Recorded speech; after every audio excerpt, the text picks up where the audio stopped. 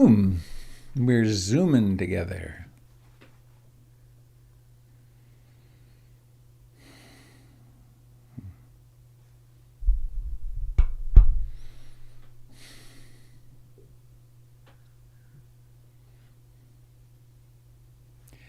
Hello, dear friends, Dharma friends, friends in awakening.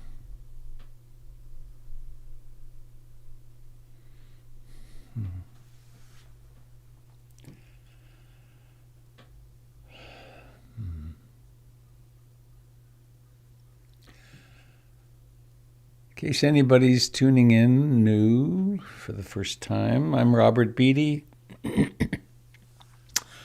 I'm coming to you from Portland, Oregon, from actually my backyard and just outside of Beaverton into Portland. This is a broadcast of the Portland Insight Meditation Community, which has been a living community actually since 1979-80. It was the Portland Vipassana Sangha for a long time, till 1990 when we incorporated as PIMC. And we bought our beautiful building in 2004. It's amazing. It's funny. Occasionally I give people a tour of the building and I always want to say, and these are the new furnaces. Well, they're actually 16-year-old furnaces at this point. They were new to us. When we bought the building, the oil furnace was actually leaking oil smoke, diesel smoke, into the building, which is carcinogenic. So the first thing we ran into was a $16,000 furnace job. So anyway, that's the history. This is a lineage down from Ajahn Mun to Uba Khin, to Ruth Denison, and to me, and on to the next generation of teachers at PIMC as well. Theravada Buddhism in a garb that is hopefully suited to the Western world and without some of the ritualism and certainly without the hierarchy, the gender hierarchy, and but hopefully we have maintained the heart of the practice. So it's January the 31st, 2021. And I have a nice little reminder to read this morning. It's really lovely to see your familiar faces. Hello. Hello, my friends.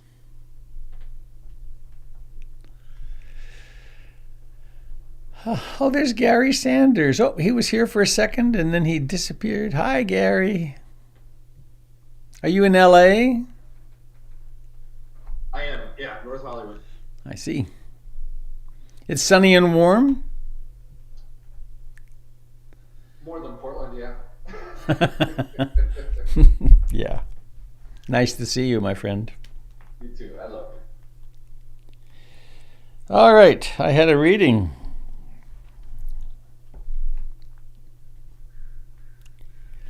There's a human being that probably many of you have read her work, some of it anyway, Pema Chodron. Her book, When Things Fall Apart. I have carried as a talisman and also for guidance during a couple of crises in my life. I never read it from front to back. I would just open it to a page, kind of like an oracle.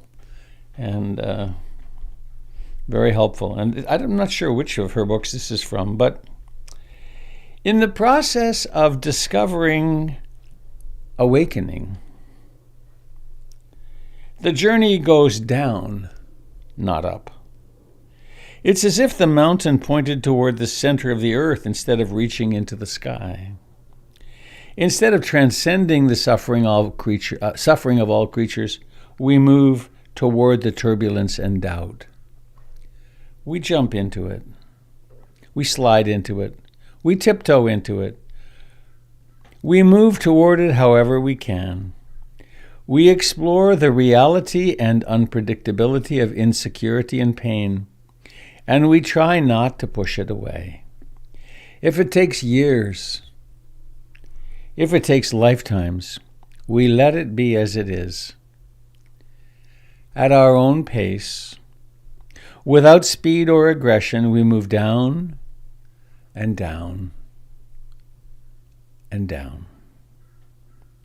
With us move millions of others, our companions in awakening from fear. At the bottom, we discover water, the healing water of awakening.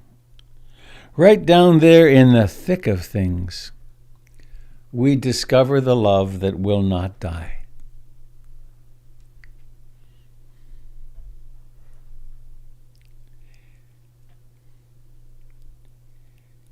The word I'm translating bodhicitta as awakening, awakeness. In the process of discovering bodhicitta, the journey goes down, not up. It's as if the mountain pointed toward the center of the earth instead of reaching into the sky. Instead of transcending the suffering of all creatures, we move toward the turbulence and doubt. We jump into it, we slide into it, we tiptoe into it, we move toward it however we can. We explore the reality and unpredictability of insecurity and pain, and we try not to push it away. If it takes years, if it takes lifetimes, we let it be as it is. At our own pace, without speed or aggression, we move down and down and down. It's a lovely line, isn't it? At our own pace, without speed or aggression, we move down and down and down. With us move millions of others, our companions in awakening from fear. At the bottom, we discover water, the healing water of complete awakening. Right down there in the thick of things, we discover the love that will not die.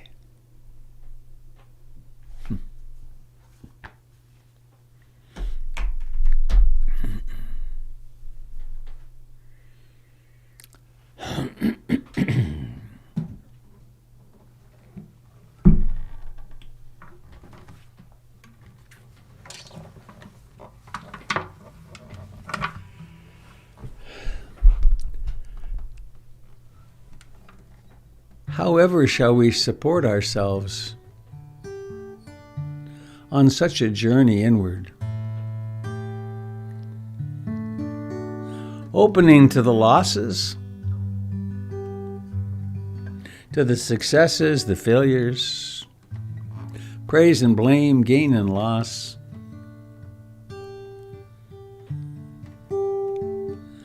And ultimately into letting everything go.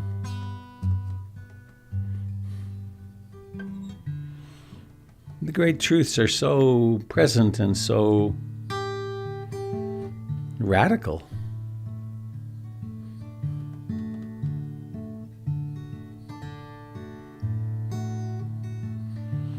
I take refuge in the Buddha, the one who shows me the way in this life.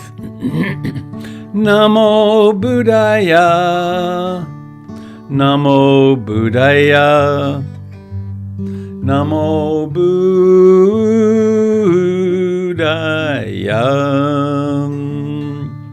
I take refuge in the Dharma, the way of understanding and love. Namo Dharmaya, Namo Dharmaya, Namo Dharmaya.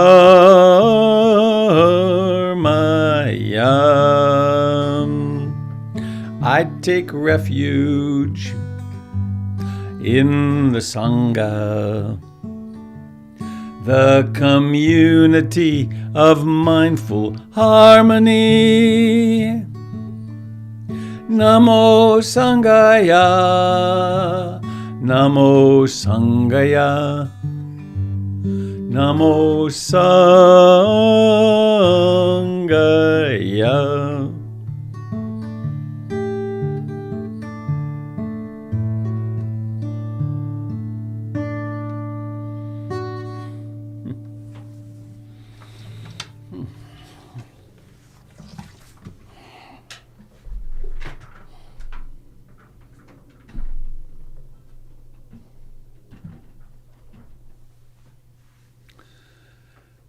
We live on the utter edge of stunning change. Many of you who've been around for a while know that I had a had a very small stroke a year ago, a little over a year ago, a year and a month, or a year and 2 months. And that stroke revealed a rather large aneurysm that was actually in the process of shredding. And had I not, and then I had a brain surgery, and they clipped that. They put a clip on it, and 6 hours of surgery. They made a hole right here, 3 inches in diameter. And I came out of that. It was a big deal. It took a long time to heal and a long time to function. And a new terminology came to me, that the truth of impermanence, this core understanding of the Buddhist model. It's that impermanence is utter. There's nothing that isn't. It is utter. And this morning, I was getting the dog's breakfast, and Budo, my little white dog who's 15, gets a non-steroidal anti-inflammatory in the morning and in the evening so he can move. And he's still pretty spry, jumps up, runs around. Usually he's with me here when I'm teaching. And this morning I was trying to give him his pill, which I give him on a piece of dog food. And he didn't get up. He was right there. He'd been around the house now, but he didn't get up. He was on the dining room floor. And he's deaf, so maybe he wasn't hearing me. But Jennifer came from behind him and gave him a little nudge with her foot, and he didn't get up. And it was remarkable to me how quickly this mind went to, uh-oh, is this it? Is this the day when Budo makes the great leap? Or are we on that? Because I'm preparing for it. I know it's coming. But there was an interesting kind of a leap of, oh no, not now.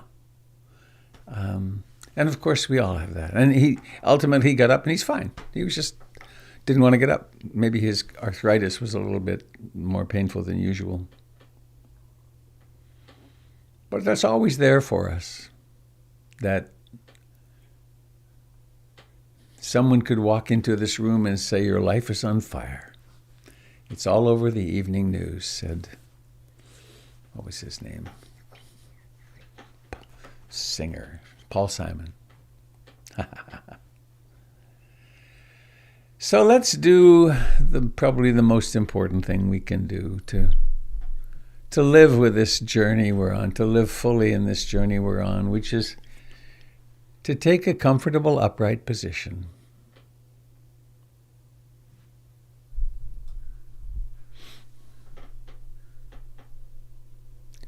Let us sit down right here in the middle of our life.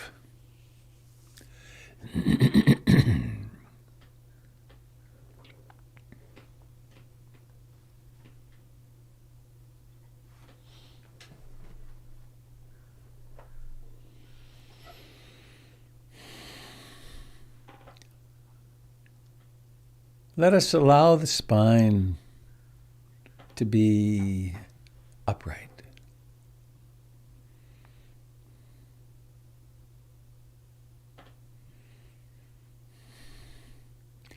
Upright, strong, supporting, and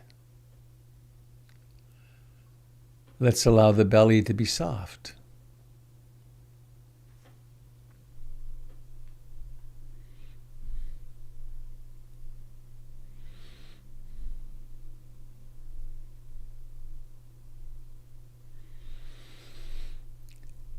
And let us note that the breath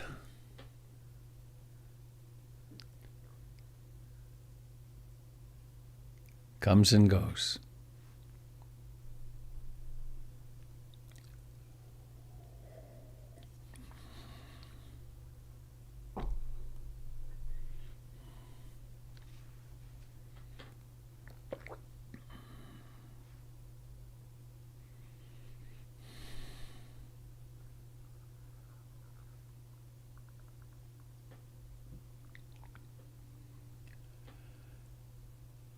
We might begin, as encouraged by the Buddha, with some reflection on gratitude.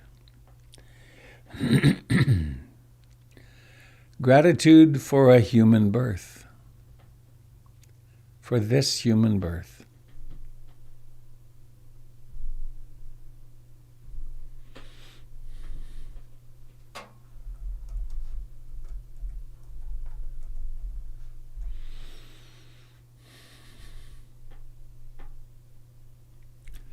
Gratitude for health enough to be on this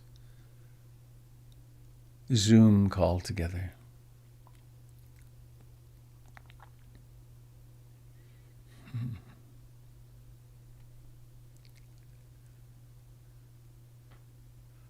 Gratitude for the whole remarkable electronic system, for the power supply.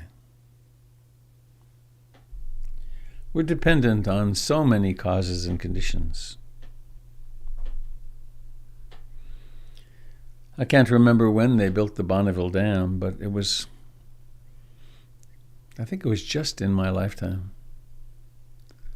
A lot of work, a lot of sacrifice. Whole native villages went underwater. First Nations people.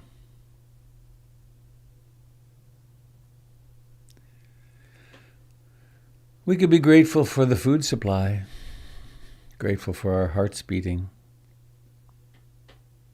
grateful for our immune systems.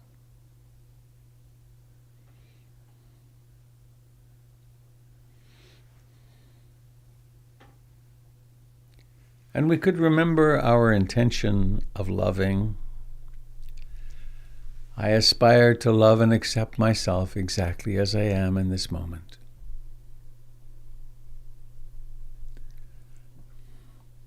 What a trip to meditate and not be trying to improve ourselves.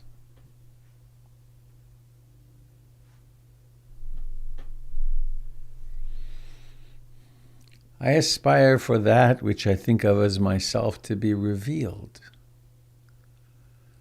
to relax enough and to open enough and to be persistent enough to actually know that which I am, that which I think I am.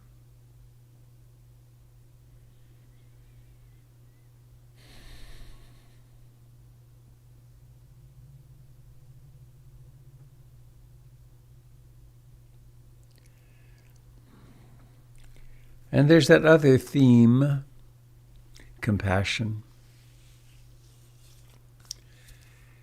If we dare to open to the reality of this moment,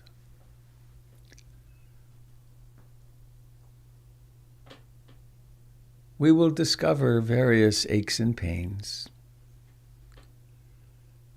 Pains in the heart, existential pains.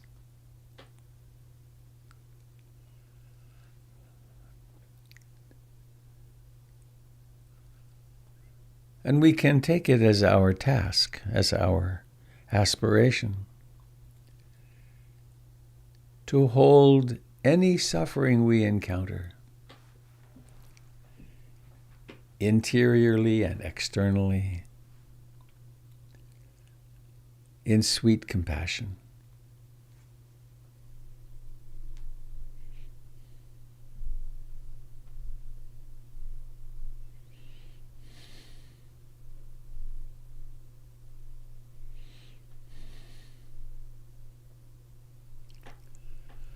And now let us become fully present in this body right now.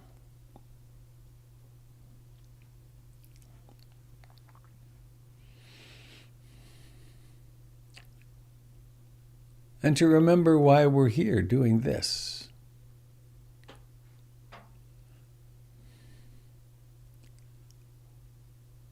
That aspiration of awakening, of learning to greet love with greater and greater, great life with greater and greater love and compassion.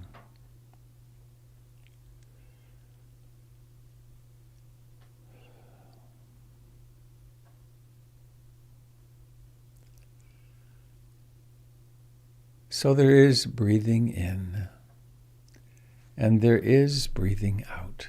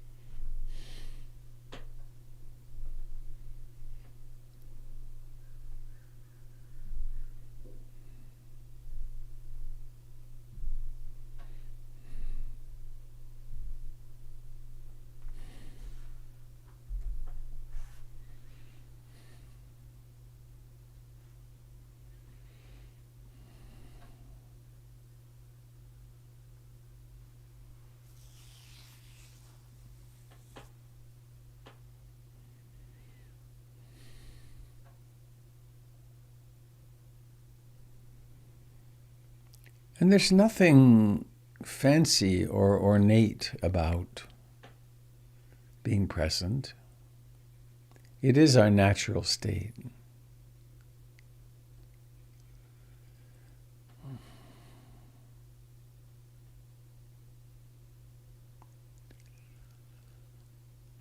We just notice that coming into being of the beginning of the breath.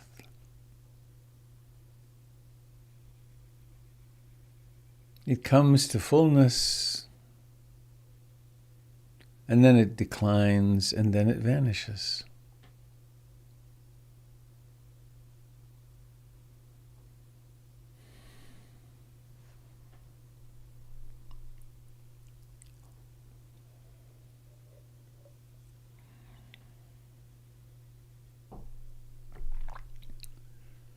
And of course, the same is true of thoughts.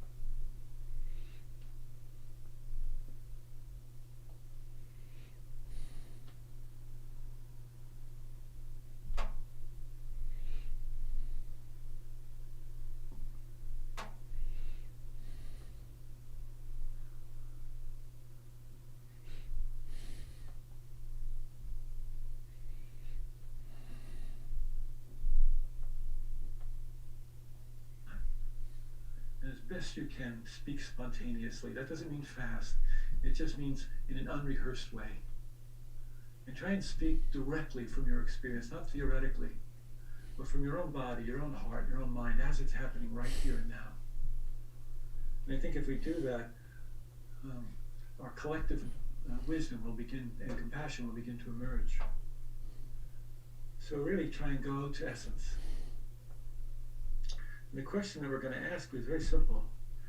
What practices best support you now to face up?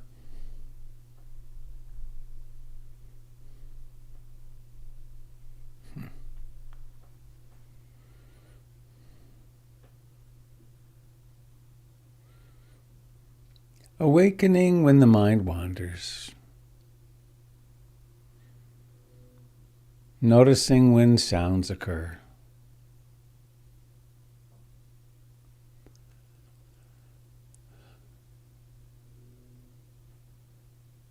We're not trying to stop the mind from wandering. That is a fool's errand.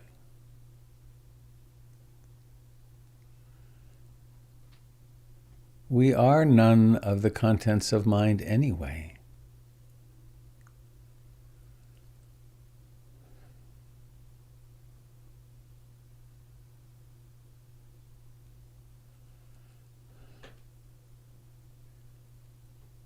Simply allowing awareness to arise with and know whatever happens.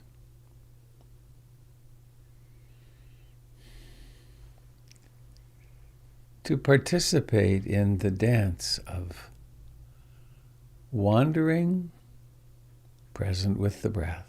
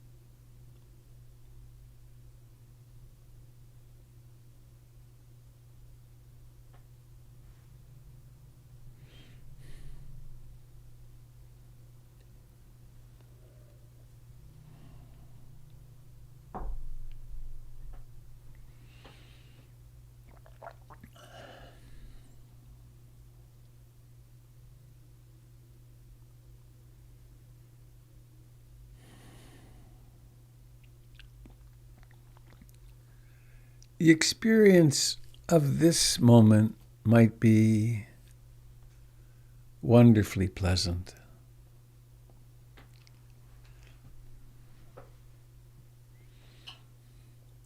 Or it might be equally unpleasant.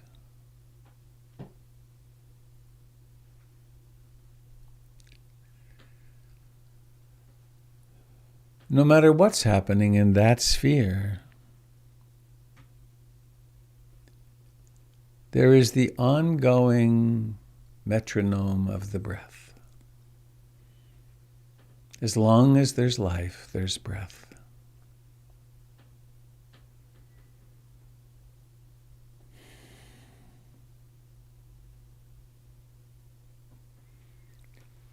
And so one strategy is to become really attentive in a relaxed, non-grasping way to the sensations as the body breathes itself.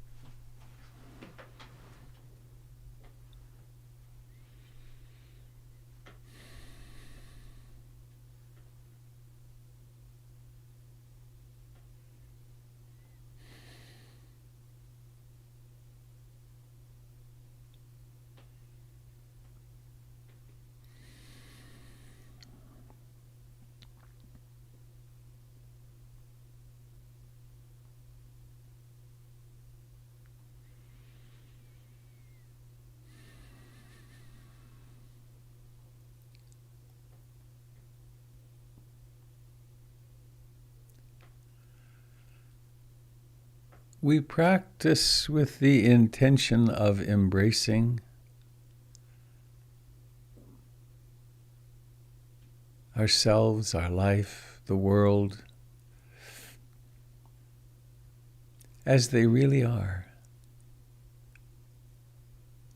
Down and down and down. Together.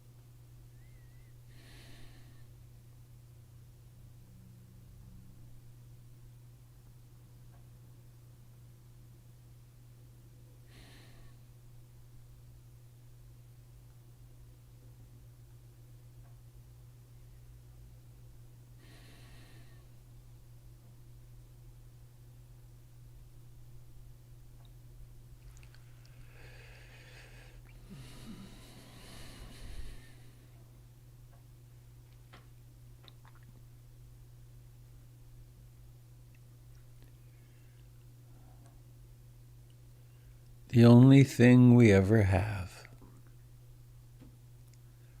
is this moment, now.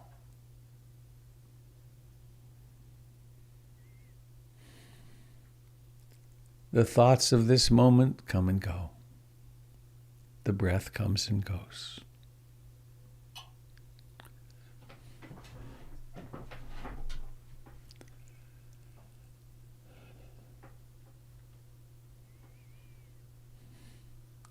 There's the life of the feet and the legs, the pelvis, the torso, with the front and the back and the sides, fingers and hands and arms and shoulders, and the neck and the face. The eyes and ears and scalp.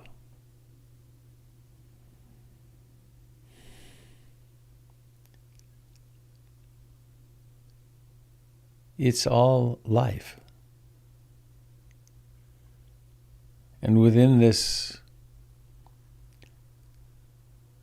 mystery of life and awareness, there's breathing.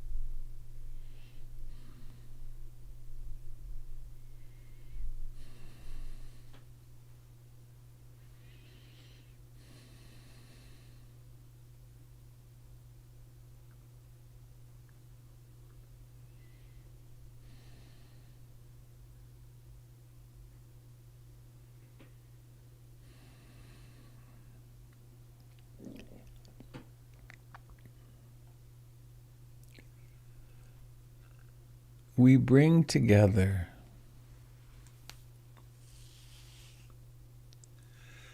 the maturing capacities of mindfulness and concentration, and curiosity, tranquility. The experience of the moment reveals itself. And it's then that love and compassion are essential.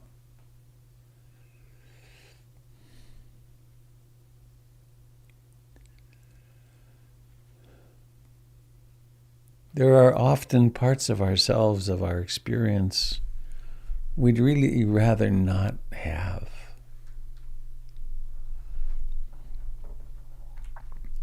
We go numb, we intoxicate, we project,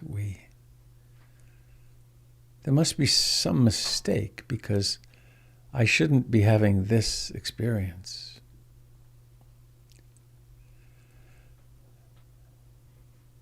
And we are part of the human condition, so we have everything.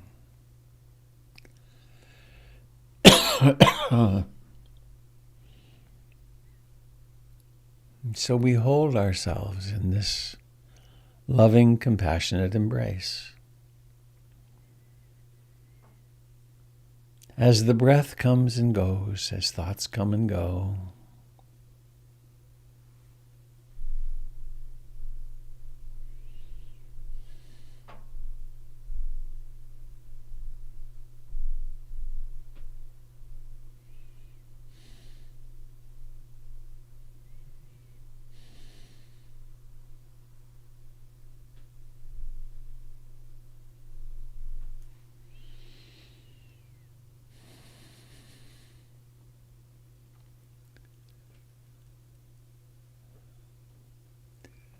and we're not in any hurry, because all that exists is now. There's nowhere to get to.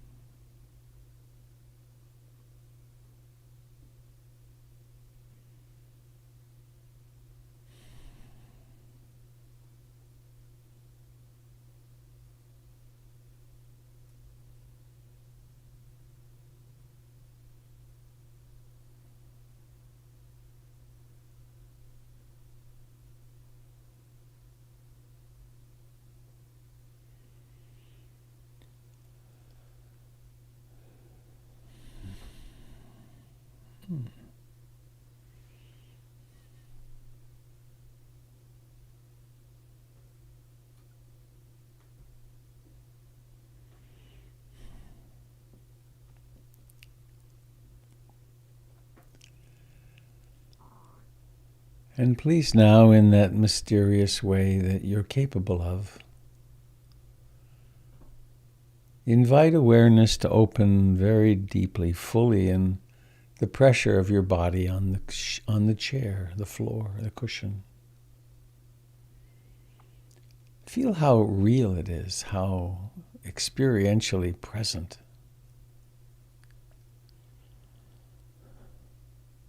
And then shifting to the hands, the left hand, maybe the middle finger of the left hand.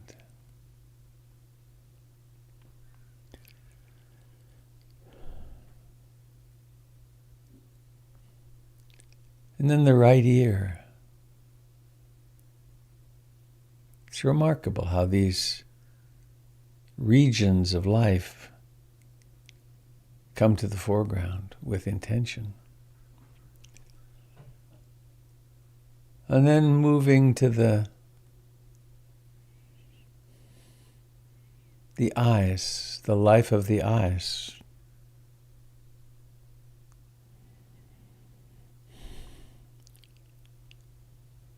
And notice the lack of vision, the lack of objects.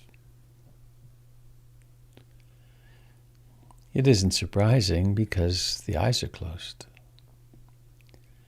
And now noticing the intention to open the eyes. And then making the effort that's required to operationalize that intention. And then letting that happen, doing the work of peeling back the eyelids.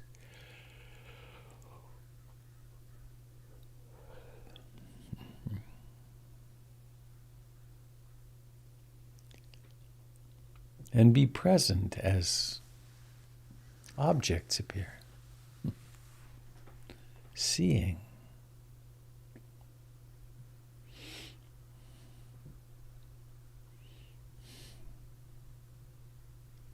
Sometimes I like to experiment with letting the eyes close again. Watch how everything disappears.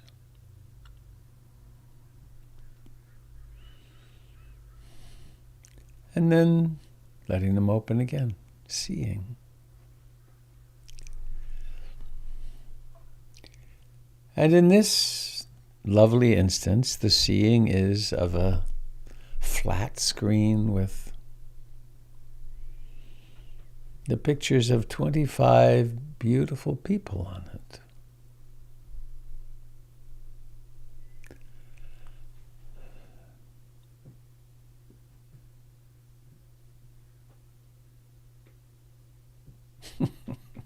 I just had a funny thought. I would have done it if I'd thought of it.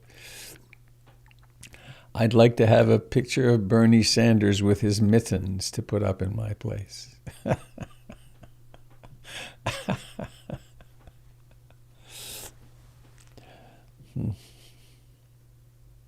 Bernie Sanders. Bernie, I don't know how he would do now, but Bernie was I love the guy. His values are pretty darn close to mine.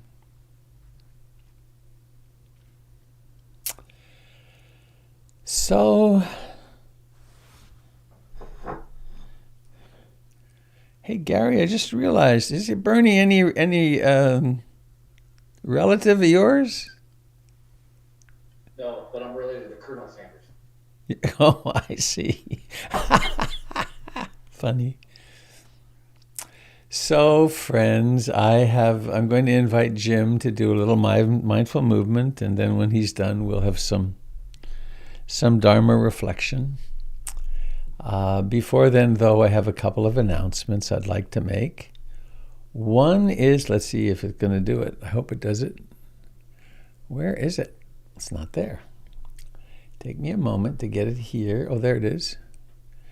Let's get rid of this and try again. It's on the first page. Yay. Saturday the 6th, Doyle Banks is doing a one-day retreat from 9 to 2, I think. The first Saturday retreat, he's calling it Undoing the Unskillful. And I highly recommend you participate in that.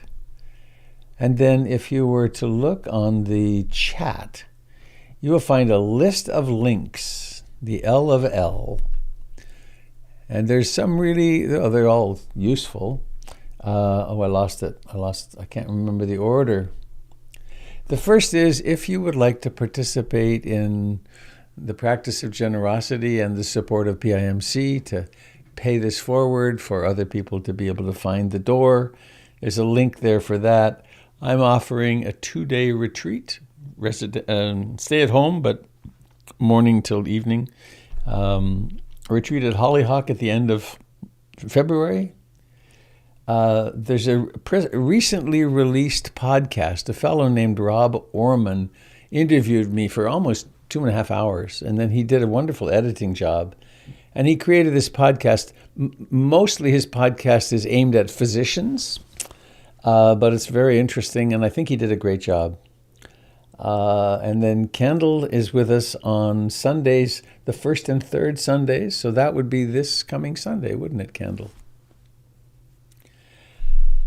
And Kendall shared with me recently this. There's a link here at the bottom, Roshi Joan Halifax and Frank Ostaseski in dialogue about grief and awakening. And that's really, really worth watching. So I wanted to pass that on to you too. Yes, Robert, it is. It's not tonight. It's next Sunday. Next Sunday. Okay. That's right. Because we're the 31st. Yeah. That's right. Yep. Thank you. Big hugs. Big hugs. And thanks for that link. I really enjoyed. I love those two people. Yeah, and they do it every couple of months. There's like four of them. Wow. Yeah, it's really powerful. He's getting on, and he's still very, very heartfelt. Yeah. Yeah. Well, I could see the slippage from the last time I saw him. So he's had some health things. That's there for us. Okay, I'll let you go do your thing. All right. Thank you. So that's that. I'd just like to share this, that I take delight in seeing you here.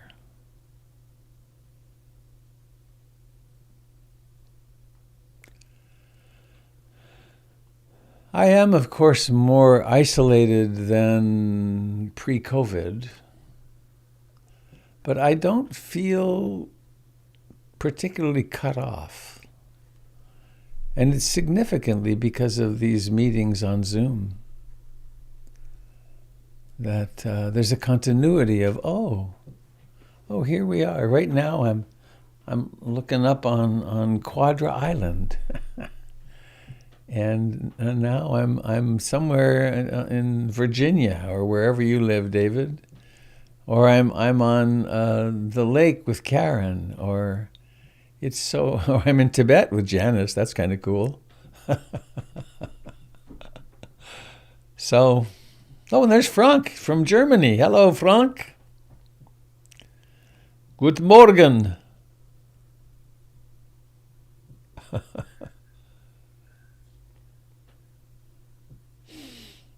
So I will now give you Jim Dalton to lead in some mindful movement,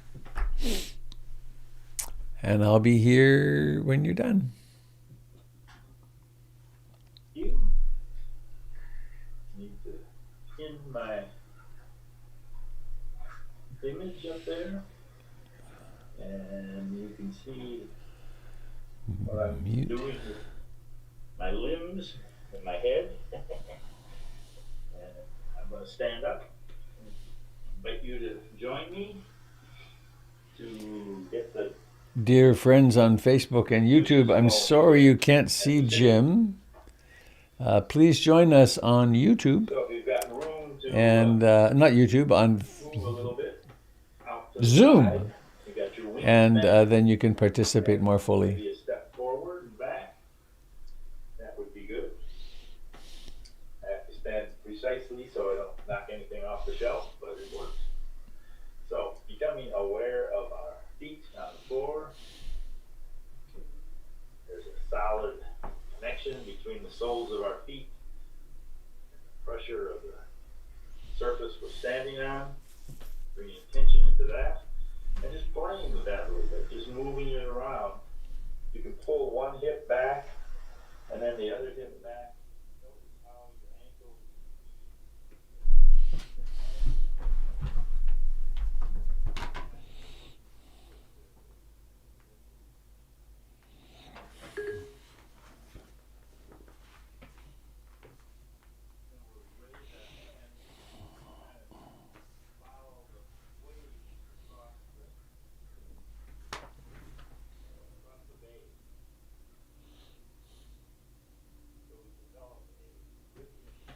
Whoa.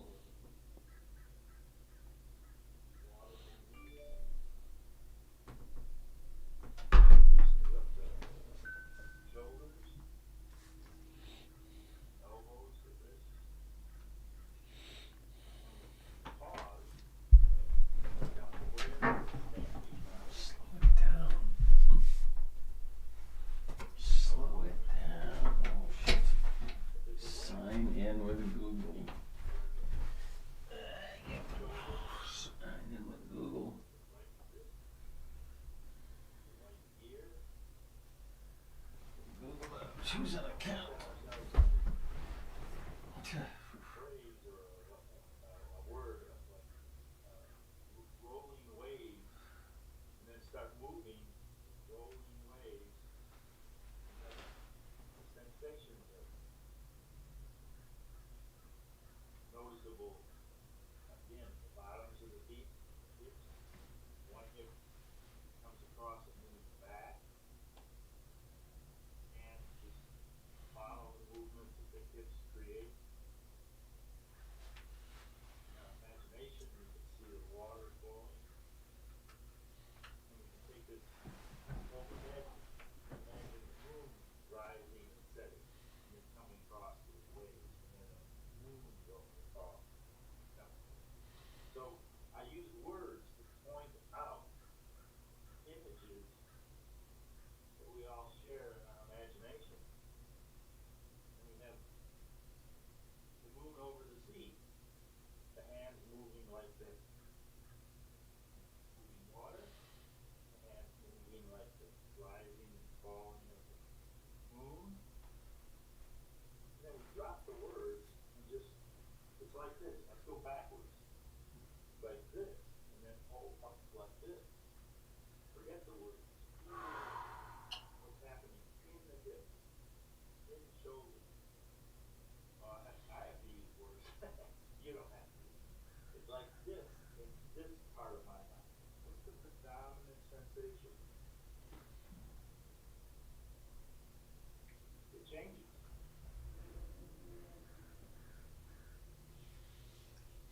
Going the other way.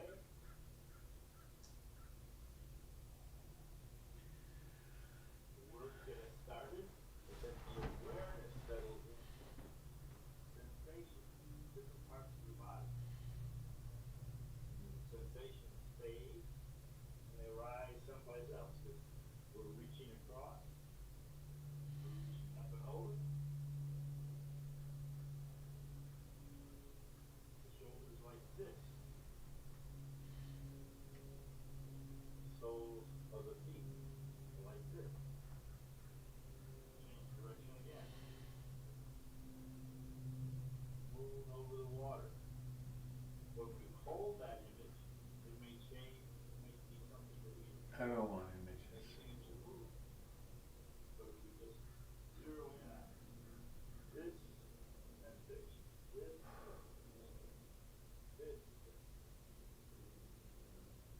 it arises and passes away. Flow of sensation. Coming to stillness, if we lift the arms out and just extend the palms towards the floor, hold that for a second. It's a different kind of flow. Now, mechanical manipulation of our joints, muscles, bones. Who else? Who's going to be on next Sunday? Impermanent. Flares up here, dissipate. Flares up there, dissipate.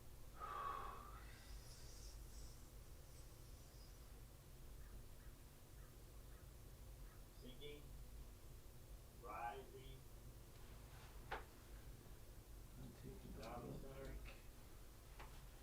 Again, we can call this drawing the chi down from the heavens.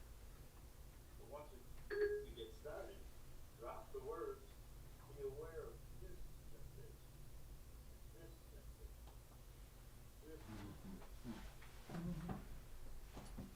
this sensation, this sensation, this. Each one arises and passes away.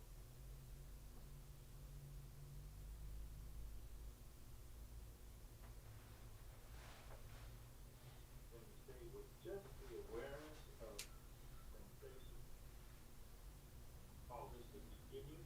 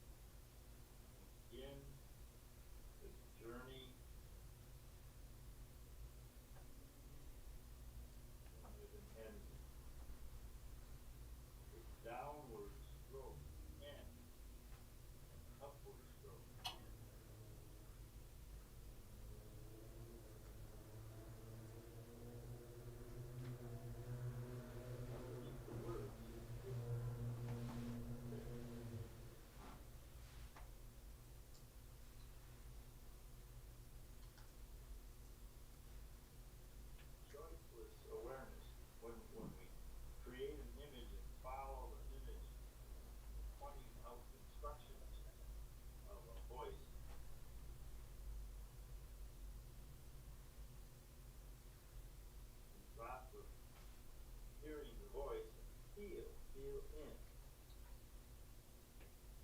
So when even Chosen is talking about moving down, she's not necessarily saying stay in touch with your feet.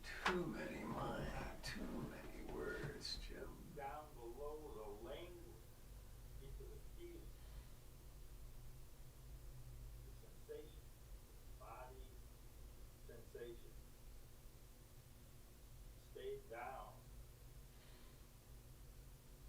You only need the words to start us off. And once the pattern is established, it just disappears and then you go.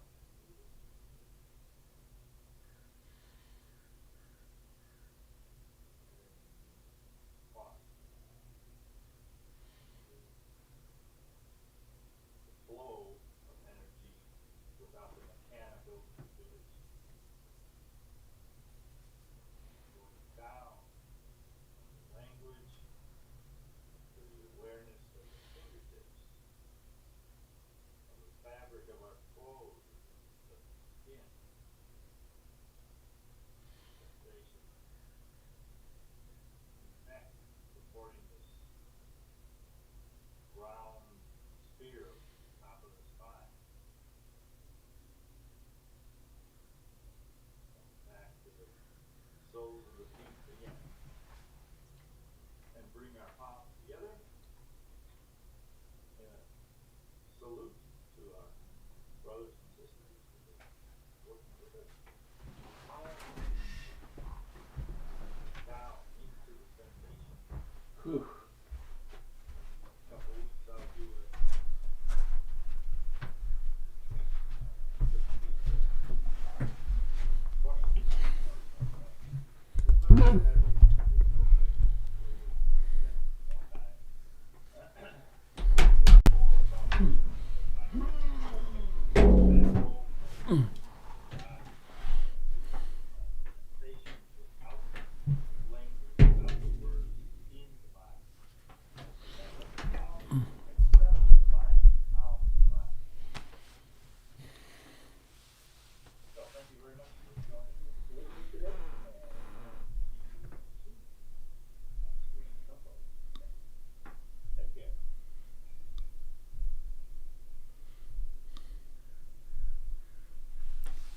Thank you, dear Jim.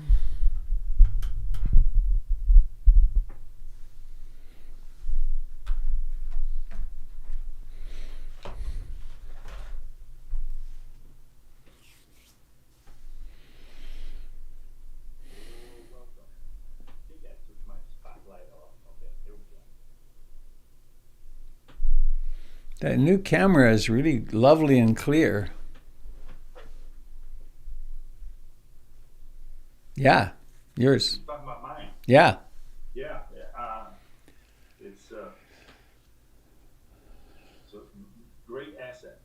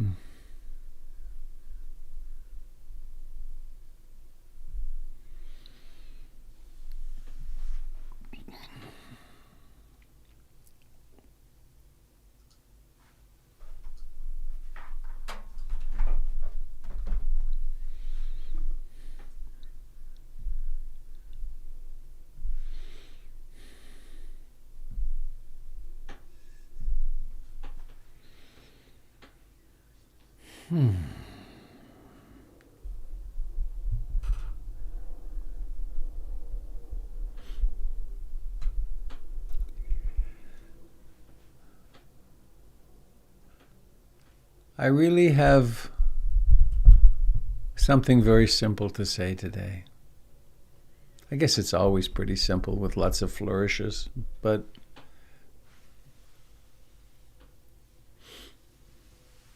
everything really is impermanent. It is utterly impermanent. And we're seeing it in all the usual ways in ourselves, but we're also seeing it culturally, politically. And we have a very potent choice to make.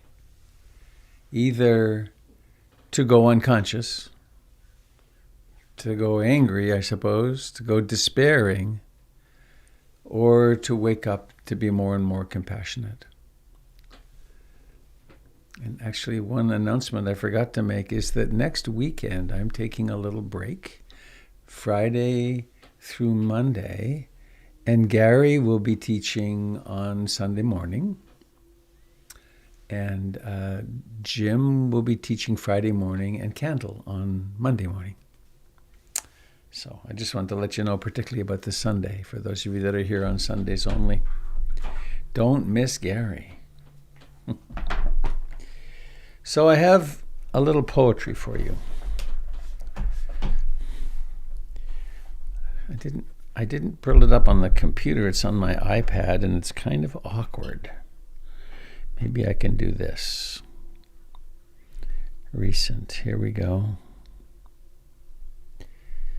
Okay.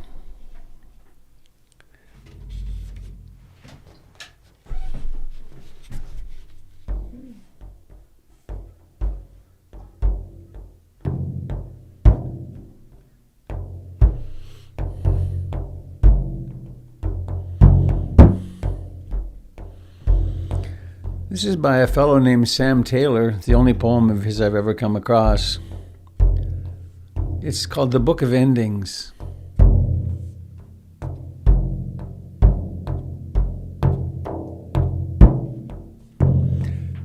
Sometime while you read this page, or the next one, like you with your grandmother, your dozen eggs, your walk in the park, a species vast as your life and the lives of all your ancestors, chasing bison across old Europe or huddled around a fire. This species will disappear. A species that has found its own ways of eating, of moving, of hiding from predators.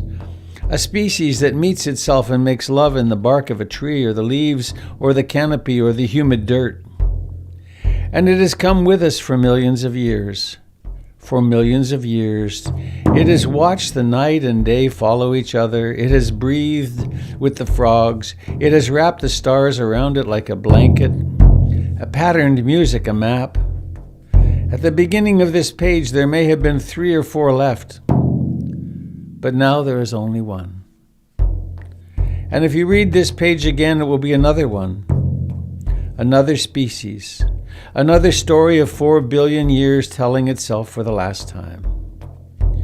Wherever life began, a word, a wish breathed into water, a seed falling through space, it was all of us there, as it is now in this unknown last one. It has bored into wood, it has carried water on its back, it has drunk the dew from its back in the desert, it has fed its young with strips of leaves, it has built homes out of bark. It has carved the sky into a song. It has spoken in ways no person has ever heard. It has emerald wings, it has sapphire wings, it has wings of night. You will never see it. It is already gone.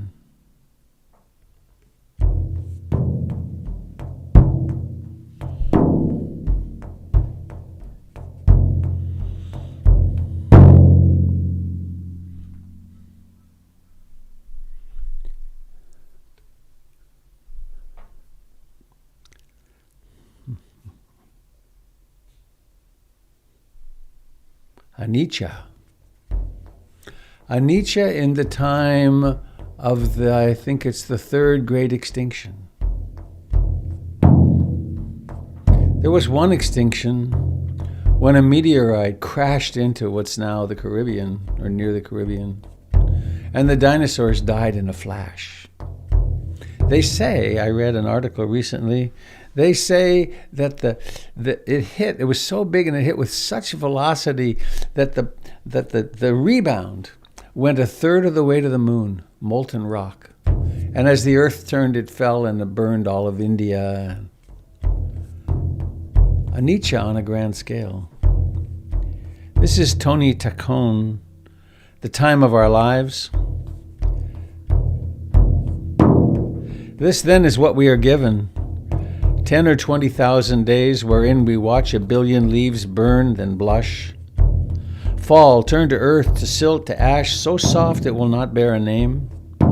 From this black dust we make our things, clothes, shelter, jewelry, fiction. Stories in which we seek conclusion, our highest and most dangerous invention. For this culling of days, this harvest of dust gathers meaning only by our watching, our being, our sensation of what is forever being given, that our bodies are really only leaves seeking light, loved at last by the wind.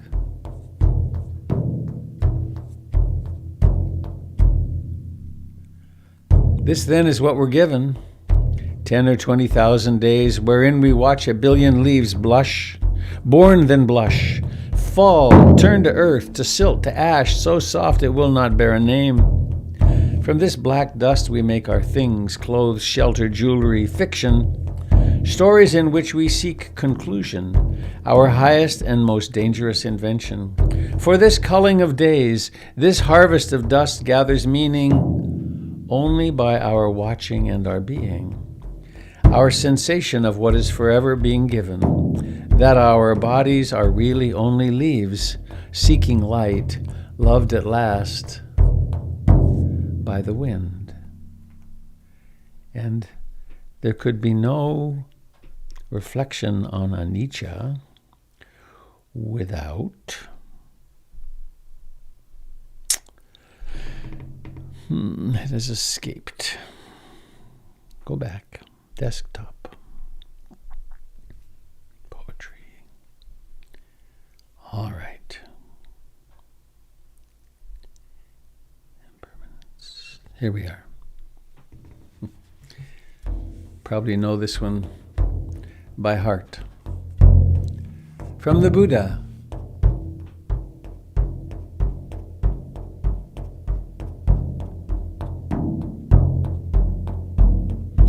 Thus should you look upon this changing world. All component things are impermanent. All component things are subject to dissolution. See all of this world as a star at dawn, a bubble in a stream, a flash of lightning in a summer cloud, a flickering lamp, a phantom, and a dream. Thus should we look upon this changing world. All component things are impermanent. All component things are subject to dissolution. See all of this world as a star at dawn, a bubble in a stream, a flash of lightning in a summer cloud, a flickering lamp, a phantom, and a dream.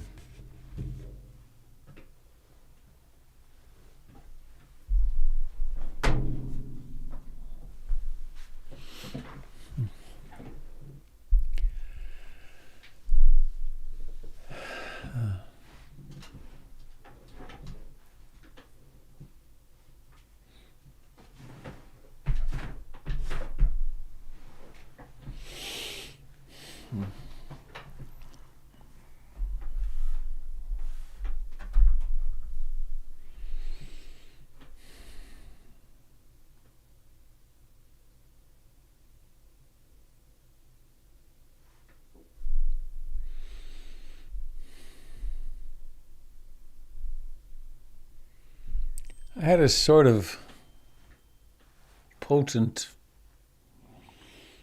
intuition this morning.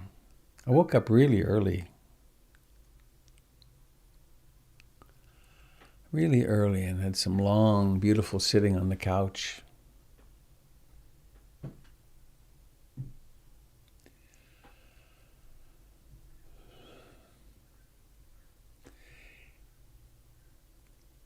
It's important that we realize there was not massive voter fraud in the last election. That's a lie. It's a collective delusion that 70 million people believe in the United States. It's completely insane.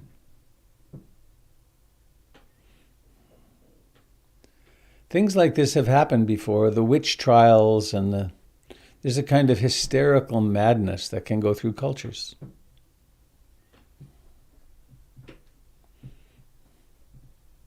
I wondered for a long time, and Frank, I've been meaning to ask you this forever. Maybe I asked you and I've forgotten. Is there a literature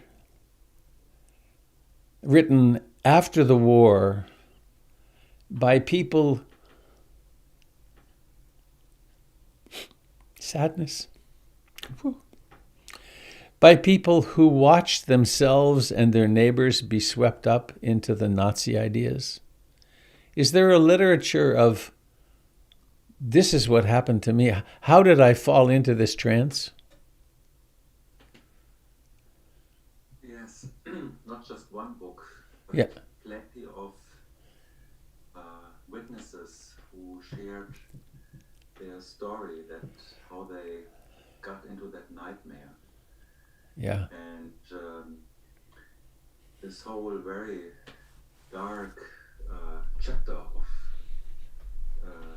history, which happened in Europe and started in the country of my ancestors, is taught again and again to young people in school. And in the main Holocaust Denkmal in Berlin, when you enter it, on the wall there's this saying, it happened, therefore it can happen again. And because of that, we must remember.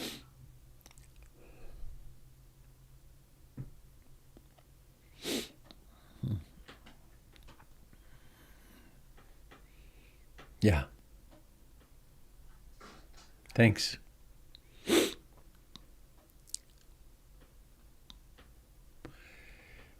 Freud said the veneer of human civilization is very thin. That we can be provoked, we can be lied to, and we can really the Tin Drum. I remember reading the Tin Drum. Yeah. Whew, yeah. The boy who could scream and shatter windows had reason to scream. So,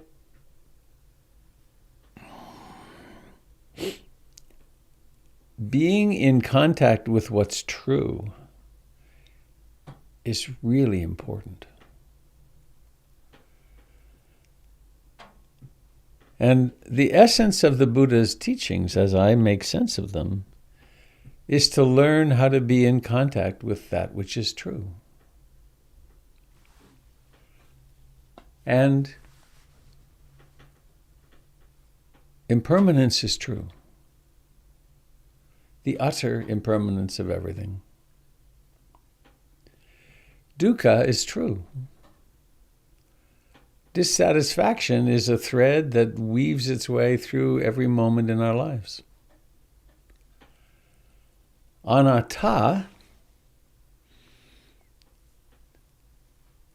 the fact that the self is a delusion, strange thing to say, is true.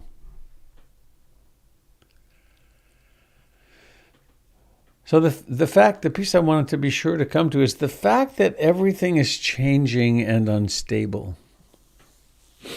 Ours is not the first time to experience that. Every time experiences that. I had the really great delight of traveling in Turkey with my daughter Tara almost a decade ago now. And we went and visited the cities, the underground cities. There's one of them that's been completely excavated. It's called Derinkyuyu. It's in, I forget the region. It's a very central region in Turkey. And but what was really significant about it was that it's deep. It goes down over 100 yards. And you enter it through these tunnels, these openings, and the soil, the rocky soil, was such that you could use an iron adze and you could hack away at it. And then once it got exposed to air for a little while, it became rock.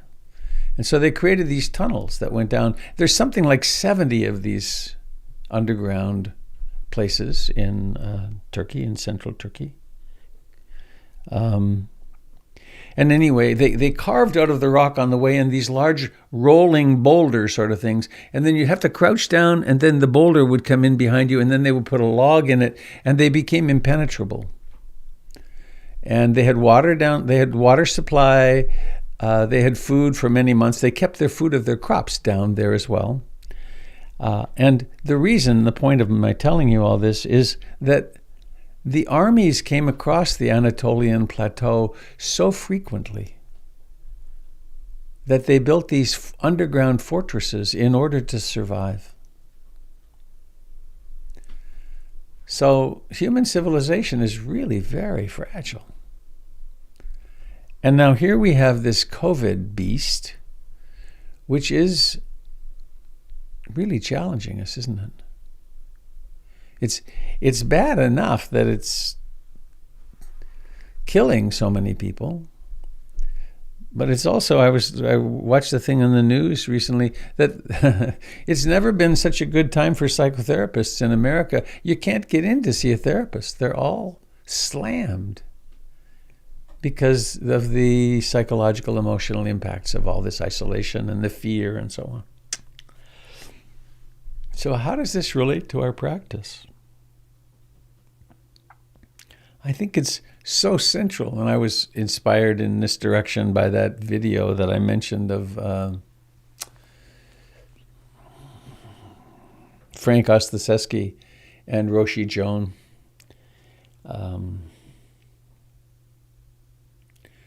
Grief.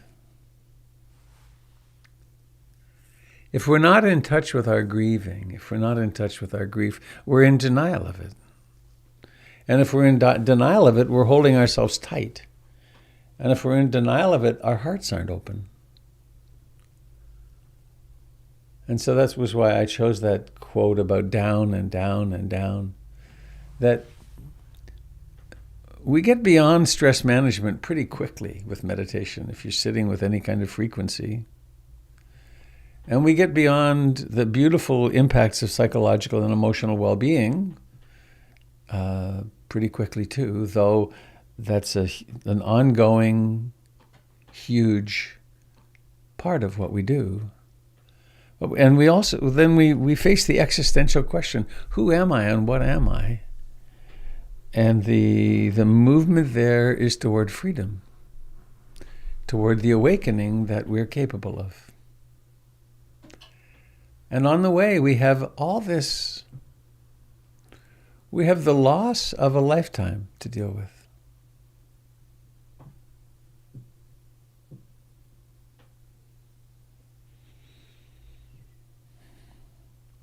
And one of the reasons I wanted to talk about it is we tend to deny that profoundly. And we don't band together to talk about it. Remember that there's that Mary Oliver poem, "Tell me about despair, yours, and I will tell you mine."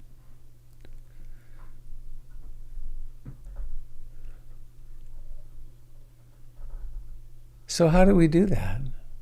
How do we hold ourselves lovingly enough that we can actually really stay conscious of what's happening in us and around us?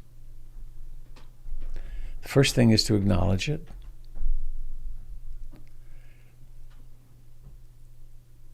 And then to realize some of this loneliness, sadness, fear, various forms of distraction we do, is avoidance of the truth of this humongous ongoing loss.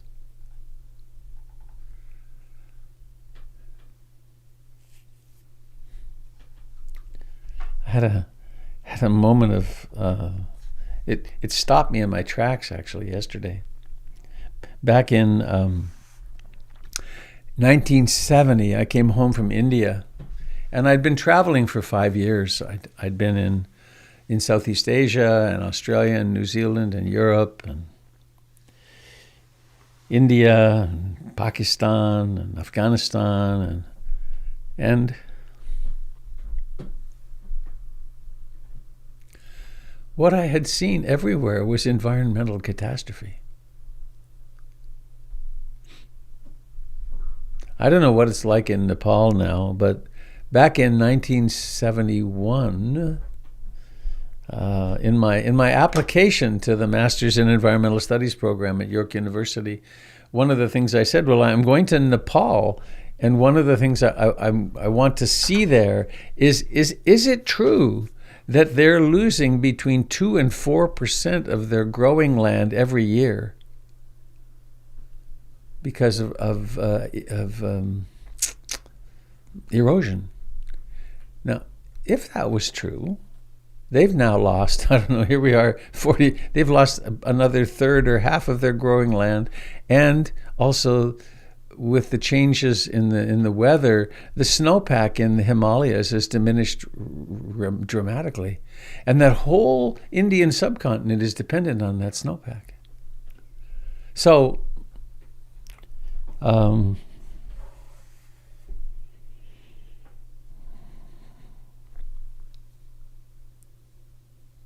funny, I got caught in an emotion there and lost what I was going to say.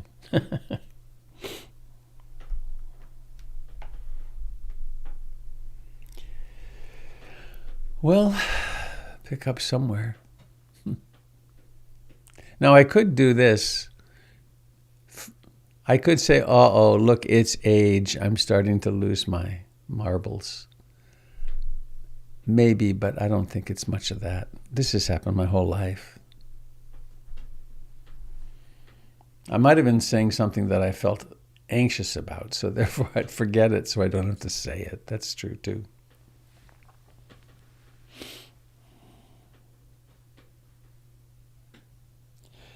So, how shall we be together? How shall we practice? How shall we open our hearts to these very frightening times we're in?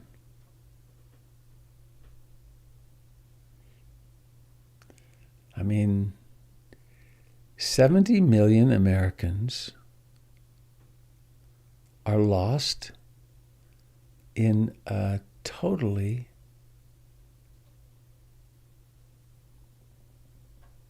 untrue reality. There are members of the House of Representatives, many, and senators who are supporting this complete and utter madness. Now, you might be a person who's got activist blood or, be into writing letters and things, and that, so be it, wonderful. But what about the part of it that we have no control over? That we're writing like those, I'm sure there were millions of people in Germany as they saw that beast emerging, and they couldn't do anything.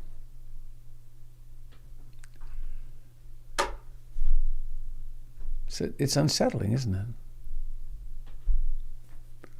So do we go numb and not feel that unsettled, or do we go awake and feel it and become more compassionate than we ever dreamed?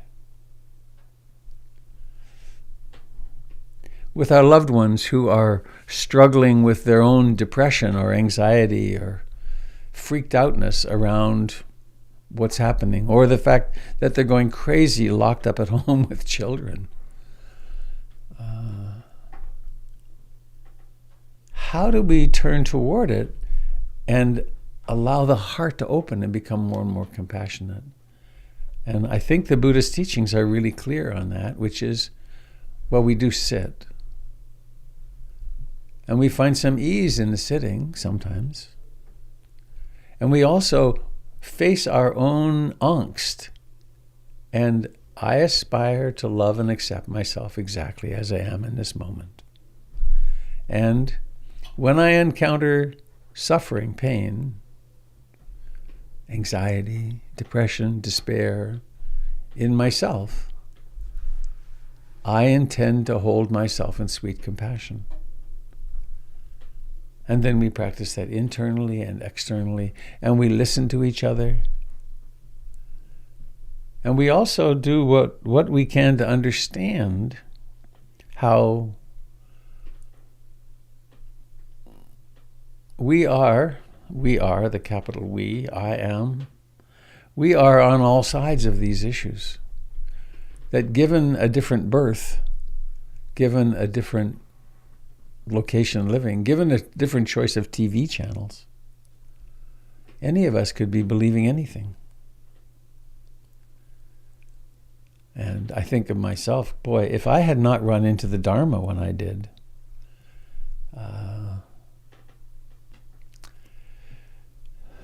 I'd be, I guess I'd be dead by now. Because I was well on the greased road into alcoholic addiction and drug abuse. I mean, So this is a peon of let's practice. Let's really open to what is. And I've had the opportunity in my life with people relatively nearby in my family to see those conversations come up that go nowhere. You know? And people who've been radicalized, kind of gone off the deep end. And how to stay loving and compassionate with those people. And to realize that arguing about the facts does nothing. But keeping the heart open in love and compassion seems to be useful. So I think that's what I have to say. Doesn't feel quite complete, but maybe that's why you're here. Have you anything you'd like to add to complete this? Robert? Hi, Tim. Let me say one more thing. Please. That last request of thinking maybe you had it is a direct transmission from Frank Leder. That's his strat. I've seen him do it when he's teaching numerous times. Thank you, Frank. Go ahead, Tim, please. Well, I appreciate what you're saying, and I, in my own life, I take heart and inspiration from what happened the last few months, years, where millions of people worked hard to have a positive result from this election. Yeah. And think about I think to think of the conversation we'd be having if either the election had gone the other way or if he had been successful in stealing it. So, I mean, voters that stood 11 hours in Georgia, and the military that refused to get involved in Portland and quell the demonstrations, and honest Republican precinct workers and judges who were appointed by Trump, who could have sided with him against reality. All of us that wrote postcards and sent texts, and so I appreciate that we can accept how things are. And the other part of the Serenity Prayer, which you've quoted often, to do what we can where we are with what we have. I wake up many mornings joyful because the day before I read the stuff that Biden and Harris have done, I mean, just in the first couple weeks. So, yeah, there's a lot of challenges. By the way, I highly recommend the movie A Night in Miami. One Night in Miami, which Jan and I watched last night. Very powerful film that relates to BIPOC issues for black men in a hotel room after Cassius Clay fought. Anyway, so yeah, beat Sonny Liston. So just to balance out what you're saying, yeah, huge challenges, and let's realize that the work we put in to make this world better really pays off, and it has been so. I think we saved democracy really over the last few months here, and millions of people help make that happen. So, Thanks, Tim.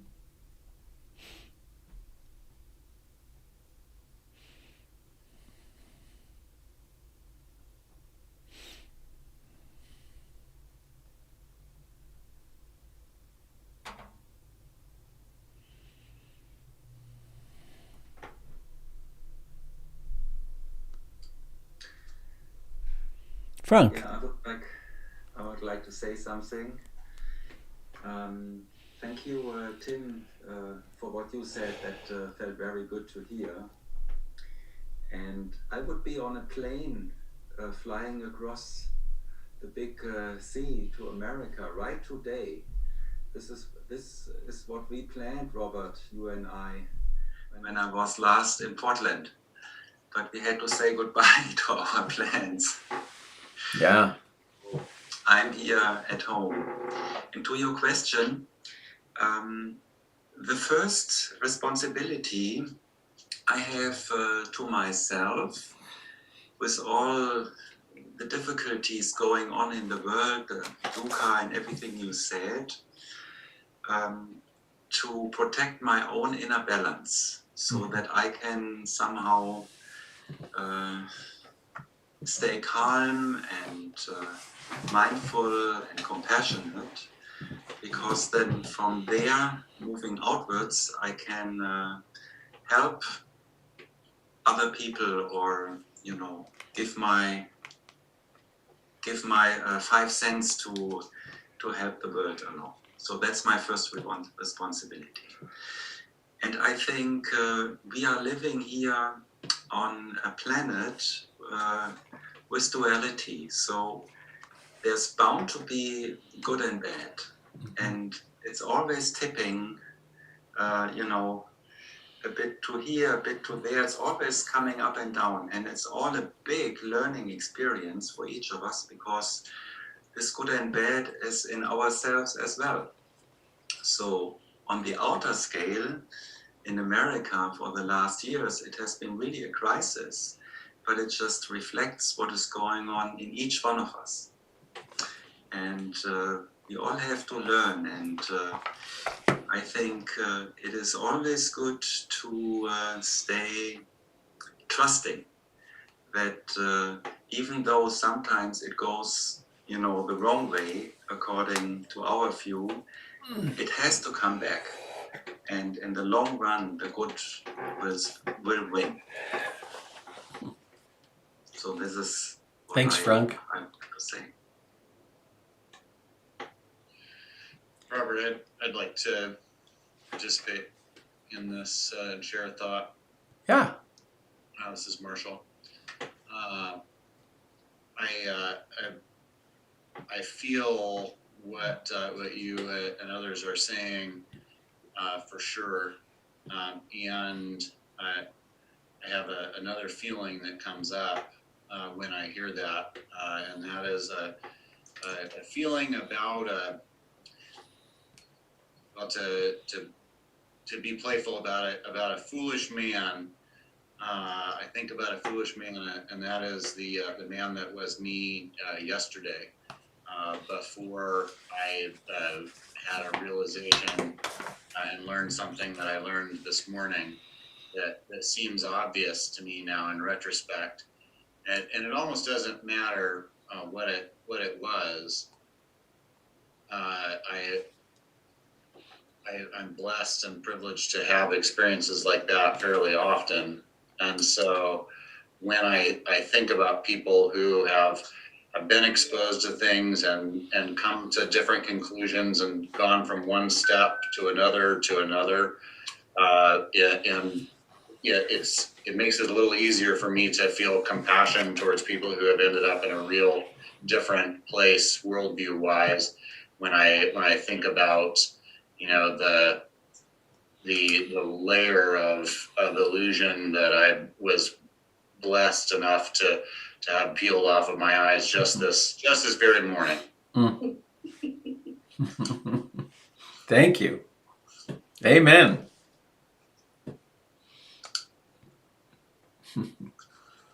Robert, it's Jai. Jai, here. hello, Jai. Hi. I have a question regarding what we've been talking about, and that is, it's not hard for me when I'm in meditation to do metta practice for me and others. I really like when you introduced it at one time, saying it to myself, and not even necessarily a specific other person, but maybe. And sometimes I make that a more difficult person. But when it really comes to me out in the world, I notice immediately how dual my thinking is, and cut off if the person appears to be, doesn't have a mask on. And I assume, Republican, because I live in a pretty blue area in Carmel, somewhat. And my heart is closed. And I have all kinds of judgments, and it goes all off. And I really don't want to live that way. It's not good for me. It's not good for the world. But I need some help, some kind of tool with that razor's edge of when it really gets to that part, how to be more mindful and how to be just more kind. So I think you're probably not alone among us. I'm sure. And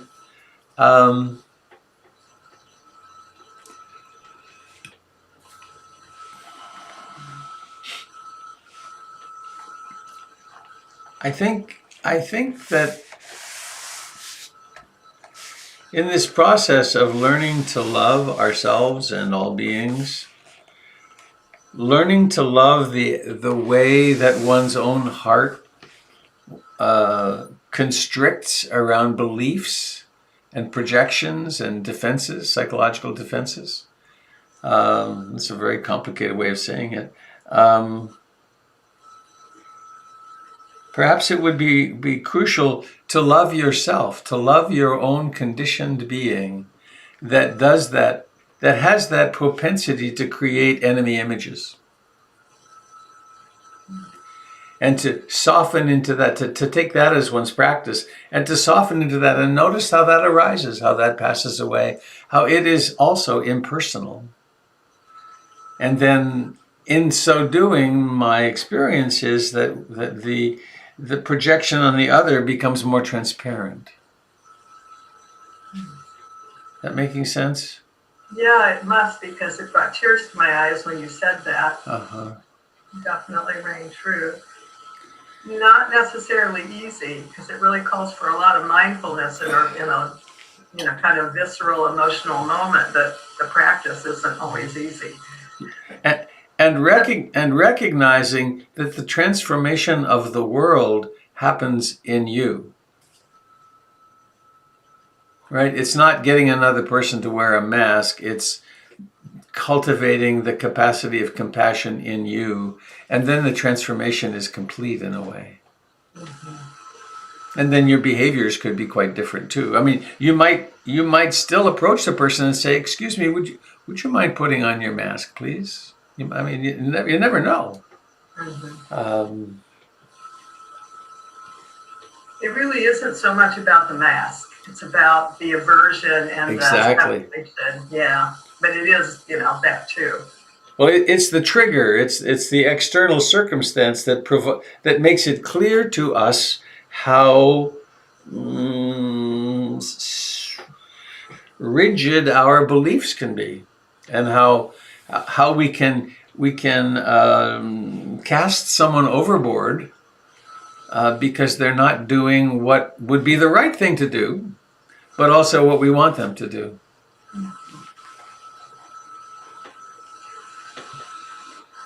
So it's bringing it back to the practice is all about the purification of one's own heart and mind. Thank you. Robert? It's Karen. Hello. Robert? In the beautiful Zen house on the side of the lake. Yes. Lucky me. Lucky you. I wanted to mention some statistics that might make people feel a little bit better about that 70 million people that voted for you-know-who. 24% of the voting population is Republican, 45% independents, and 30% Democrats. And of that 24% Republicans, 70% think that Biden stole the election. Okay, so that's about like maybe 49 million people out of the population of the United States. Okay, that's still a lot of people, but I'm just saying that Republicans are only 24% of the population. Independents are the most, it's 45%. Huh. So I'm just, and Democrats are 30%. So I'm just saying this so that people won't think that this huge number, like 50% of the population supports this, because they don't. You know, it's a lot less. I'm kind of quoting Lawrence O'Donnell on MSNBC. He said something similar. And I think he said it comes out to 14% of the population thinks Biden stole the election total. Anyway. That is relieving a little bit.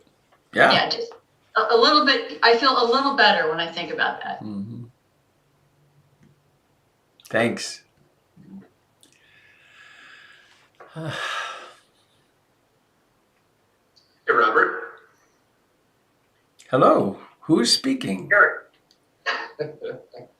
Hello. Oh, Gary. Hi. There you are. So, this conversation makes me think of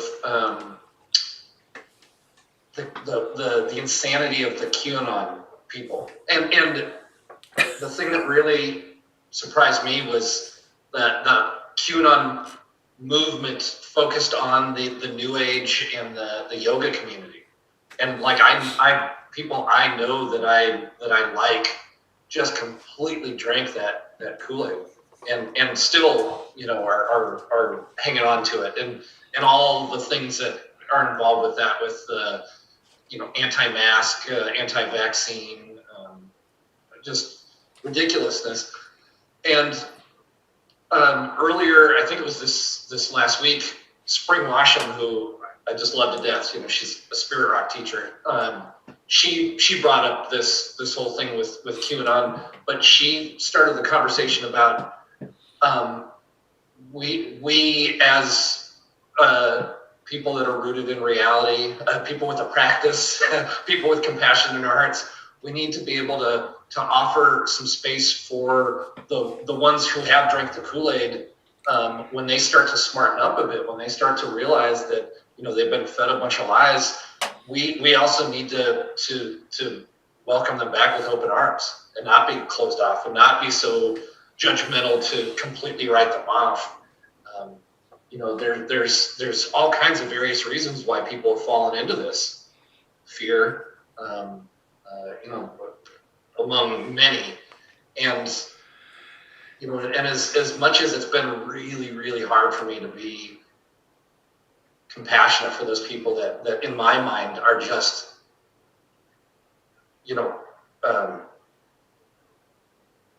consumed with lies, with untruth, and just can't seem to open themselves to even seeing a different point of view. As much as that's hard for me, I think it is important to be able to have some space to welcome them back when because there are going to be ones that smarten up. It's not always going to be like this. If there's one thing that we can count on, it's change, right?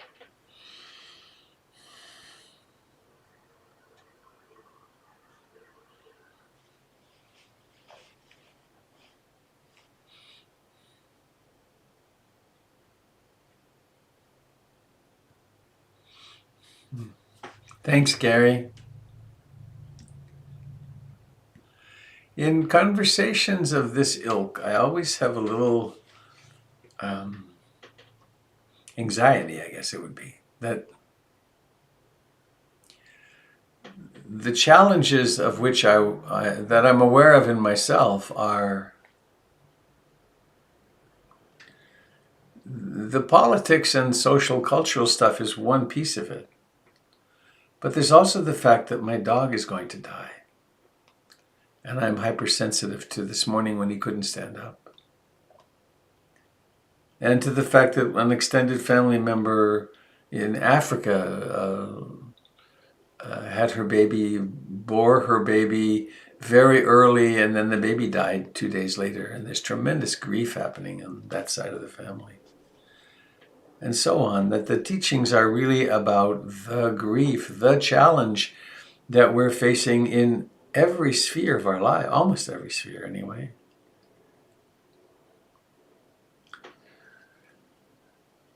I'd like to kind of pile on to the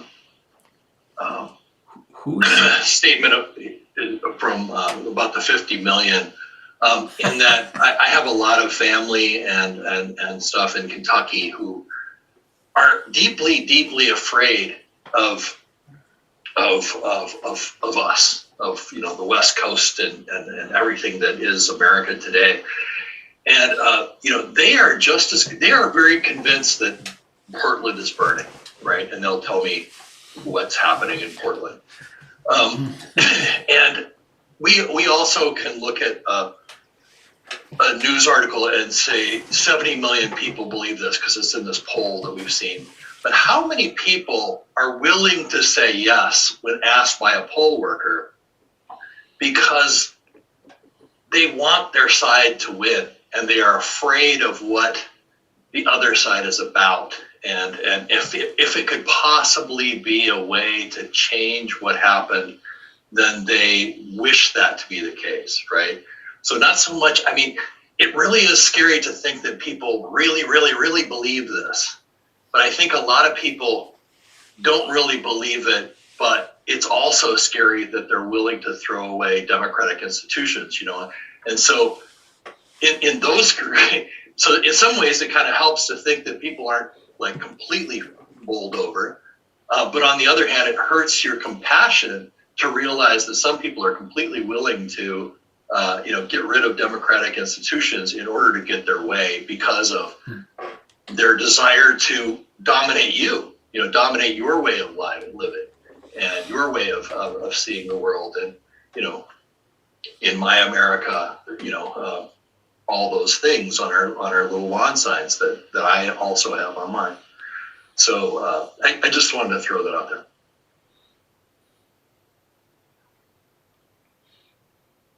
Thank you. Hi, my name is Nicole. I'm calling you from Maine. Where are you calling from? From Maine. From Maine. Hi. Hi. I heard one of your shares a couple of days ago, and the day after the election, I called my son, who's like a flat earther and the whole bit. He's the whole Kool-Aid. And, you said there's 50% of people hurting. So I was able to sit there and say, I just want to sit with him in his suffering. And, he went through his rant, but after that, he's really scared. And his dream just died, even though it's not the same dream and it might be in disillusion. But, and then there was a lot of other stuff underneath that he was really hurting. And just by somebody to reach out and say, I care about you. I don't care about our differences. But I want to thank you because if it wasn't for this practice and it wasn't for you sharing that day, I would have had that moment with him. But it was deeply moving to me that I could be willing to not gloat or, share my belief or anything, but just sit with him and feel compassion for him because we're the same. Thank you. Thank you. That's really very helpful and beautiful. Ooh, boy.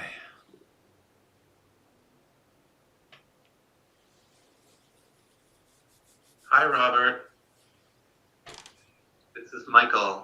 Hello, Michael. Hello, Michael. Long time no see. Yes, I know, right? Nice to see you again. You too. So nice to be here and benefit from this and hear you. I really liked what you said a bit earlier about how easy it would be for any of us to believe, anything if we were raised with a different TV channel. Yeah. I mean, it's just that random, and I can't think of the word, but phrasing it as a TV channel means it's just some external anything it could have been, the way we were raised and the beliefs we hold. And I really like that. Because, beliefs, man, it's like they're so important to us at any given moment, like so incredibly important. And then a little while later, if I learn something, they change, like someone else had said earlier. And it's also malleable, really, even though it doesn't feel like it sometimes. Yeah. Yeah. And the thing about, I've been, of course, startled, horrified perhaps by what people believe and that kind of thing. But another thing about that is almost nothing surprises me about what people believe, because I have recognized in my own life some things I have real regrets about, the way I treated people, or things I did or said, and then I just came to the recognition of that's what fear and insecurity gets you. There's no morals about it. It's just sort of a simple math equation of when I'm functioning from fear and insecurity, that's what I'm going to do. That's how I'm going to show up. That's how I'm going to think. That's the outcomes that are going to come from that. And so this work and, other similar types of work I do are, the most important thing, because, as Frank was saying too, all I got, as we've all said, it's all I've got. It starts with me. The world changes in me. So, it's super nice to see you and to be here. Thank you so much.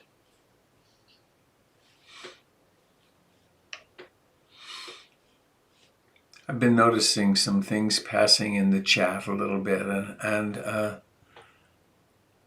something I want to say. I think it's really crucial to make a distinction from what we do in our own hearts and what we do in terms of truth and reconciliation, and whether people are held, quote, accountable for what they do, and so on. That the advice from the Buddha, and I certainly subscribe to this, is that I aspire to this. I don't want to throw anybody out of my heart.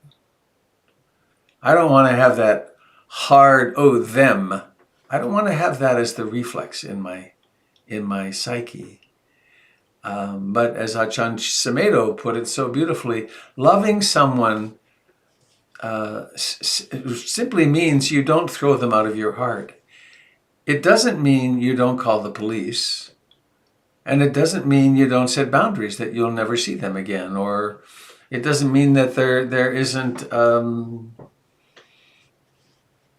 process of reconciliation. But to differentiate between the two, what am I doing in my heart and what needs to be done social, culturally, and so on, I think that's really important.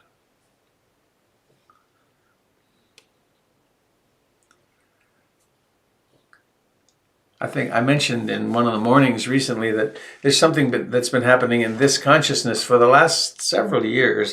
It started happening rather spontaneously. That what I always think of, one example was that there was some pretty bad bullying in my early childhood, in second grade, and my father's company sold Batman comics and Playboy magazine. They distributed it to Montreal. And the Catholic Women's League got word of this and really came down on it. And they were more upset about Batman comics than Playboy. But whatever the case, my family became pariahs in the Catholic Church and the Catholic school that I was in. I had two sisters also who were in the Catholic school. And we were treated really badly. And the kids got word of this, and so they would pick on me, and they'd catch me after school and push me down and hit me some, and then spit in my face and humiliate me, and nothing happened about this. I told my parents about it, but when something like this happened to my son, I called the police immediately, and we got some help for the kid. But anyway, I have this person in my childhood who I haven't seen in over 60 years. And it used to be that when I would think of him, the mind would go, him. And then it became so obvious. What a ridiculous thing to be doing. Why should I be tensing up internally in order to be angry at someone who could well be dead for all I know? And hasn't been in my life forever, and who was acting really stupidly as a small kid. Anyway, I've been noticing these come up, and each time they come up, there's a kind of spontaneous, don't need to do that anymore. Don't need to do that anymore.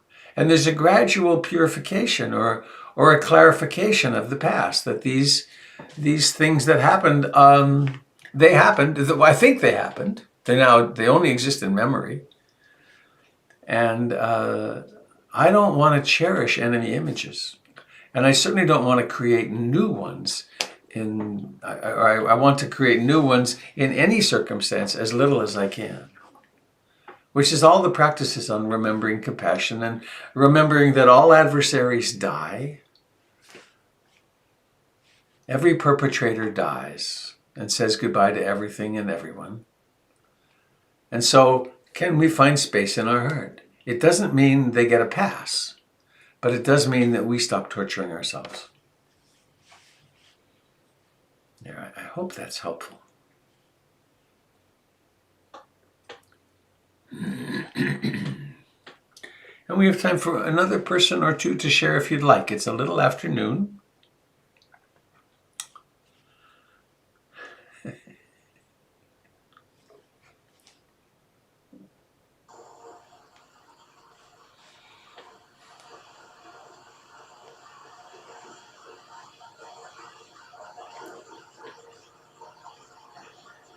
Someone has an open channel. Hi, Robert. Hi, everyone. Hi, Trina.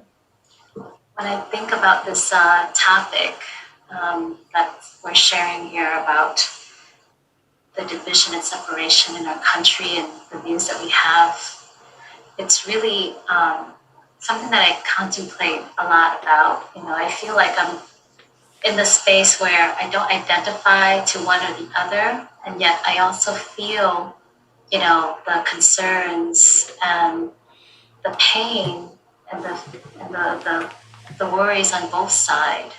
And there's this book from Arthur Brooks called, Love Your Enemies. And he asked the Dalai Lama, what should I do when I feel contempt? And the Dalai Lama says, to cultivate love and compassion, and starting with having a dialogue with the person on the other side. And I remember when one of my friends last year was really having a hard time, being with someone of the opposing view. I challenged him to just practice deep listening. And just the act of deep listening, especially to someone that we completely disagree with, I think is a really wonderful practice. Mm-hmm. As I have to do that with my family through these 4 years in the previous administration, and really getting what's there for them. And just like I experienced this even with my business, where sometimes my employees think that there is this otherness in, the owners or the boss, that somehow the people in charge are always like the bad people, the bad guys. So that's me. And I have to understand where they're coming from. And I'm back in Chicago now, and just through the conversation and, you know, bridging the gap, the distance, and actually physically coming closer to them has really made a difference. And them seeing my face and knowing that on the other side is me, you know, it's me. It's not some entity that, you know, is the enemy here. And we are no different. We're both suffering. We're both, you know, going through some difficulty financially. And so I feel that, you know, to commonality in our humanness, for me, and in this practice, it's really helped me to stay in this space of tenderness and vulnerability, and to, you know, to really acknowledge the other person's hurt and pain, has really brought me tremendous ability to love others, you know, as if they were my brothers or sisters, or my niece and nephews, or my mothers and father. And I just wanted to share that. Some of you are thinking about what to do about this, you know, these emotions that we have around contempt or where that arises. Just an audible book on Love Your Enemies was a really great insight, you know, and teaching, and just kind of reminded me the underlying practice of deep listening and staying in a dialogue space versus I don't want to talk to you anymore. So that's been really helpful for me. And every time this comes up where I'm like, I want to run away and I want to take flight, I have to push myself to lean in and get closer, even physically, to the thing I want to, you know, reject or dismiss. Thank you, Trina. Yeah, you're welcome. Thanks for listening. And any one more person want to share something?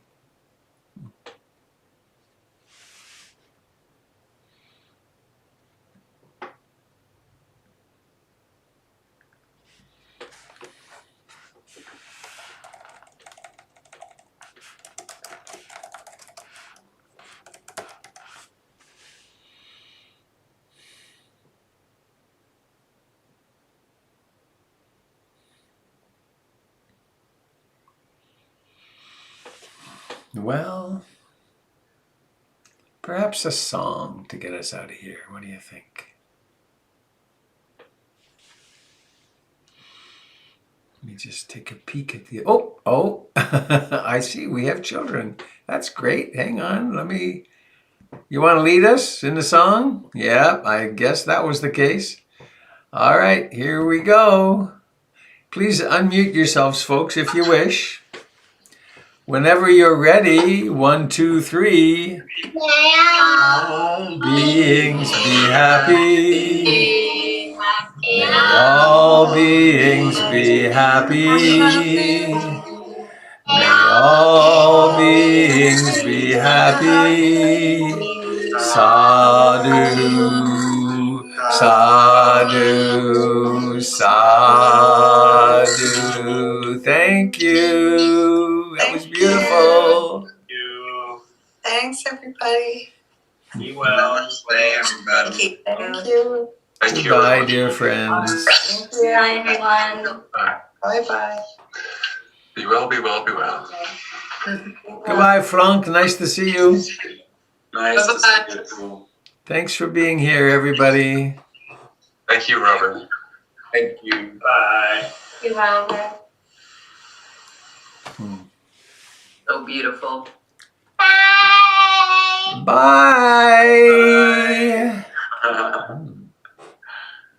Bye-bye.